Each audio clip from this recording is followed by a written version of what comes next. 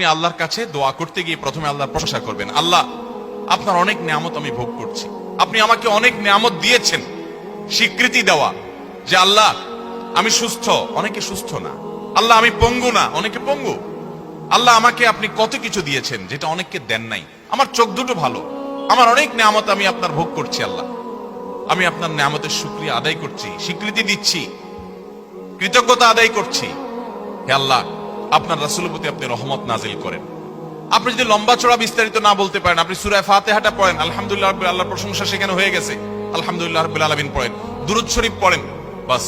এরপরে আপনি এবার বলেন, আল্লাহ আপনি আমাকে মাফ করে দেন। আল্লাহ আমার বাবা চলে গেছেন, তাকে মাফ করে দেন। আল্লাহ আমার মা দুনিয়া থেকে চলে গেছেন, তাকে মাফ করে দেন। ভাইরা আমার, আসল কথা হলো আমরা সেই ব্যথাটাই অনুভব করি না। বাংলাদেশের মানুষ দোয়া করতেই জানে না, আর আমরাও এক শ্রেণীর হুজুর আছি আপনাদেরকে দোয়া শিখাই না, আছি যে আমাদের মুসল্লিদেরকে আমরা দোয়া শিখাতে পারি নাই। এটা আমাদের